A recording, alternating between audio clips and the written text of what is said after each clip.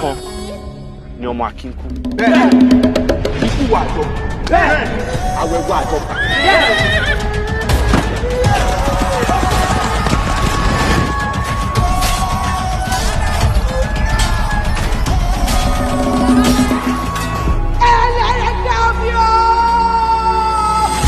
Làbákẹ́ olódodo akọni obìnrin ẹyọ kan ṣoṣo bí ọkùnrin mẹ́wàá. Ìyábọ̀ Òjó ṣiṣẹ́ takuntakun nínú fíìmù yìí o, àti Ìyábọ̀ Òjó, Fẹ́mi Adébáyọ̀, Múyìwá Adémọ́lá, Ọláìyá Igwe, Yínká Quadri àti bẹ́ẹ̀ lọ. Gbogbo àwọn òṣèré yìí náà ṣiṣẹ́ takuntakun nínú fíìmù yìí Làbákẹ́ olódodo yìí. Wọ́n ṣe gudugudu méje yàyà mẹ́fà. Ẹ káàbọ̀ sórí channel wa Movie 24/7 Arena. Gẹ́gẹ́ bá a ṣe mọ̀ pé lórí channel yìí a máa ń jẹ ẹ̀bùn lóríṣiríṣi, ẹ̀bùn 5,000, 10,000 àti 15,000 naira pẹ̀lú recharge card lóní yanturu. Gbogbo wa la ti mọ nǹkan tí a máa ń ṣe ká tó lè jẹ ẹ̀bùn. A gbọ́dọ̀ subscribe sí channel yìí, ká kọ sínú comment section pa ti subscribe, ká dẹ̀ sọ̀rọ̀ nípa fíìmù tá a bá ti gbé wá sórí ètò yìí.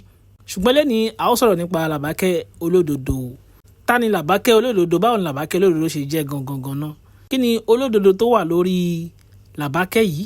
Làbákẹ́ jẹ́ obìnrin kan tó jẹ́ wípé kò fẹ́ kéèyàn máa fi ọwọ́ ọlá gbáyàn lójú tàbí kéèyàn bí cheating, kò fẹ́ rárá.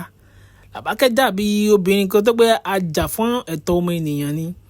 Ó sì jẹ́ jagunjagun obìnrin, akíkanjú obìnrin gidi ni, tó yẹ pé kò ṣe fọwọ́ rọ́ sẹ́yìn rárá.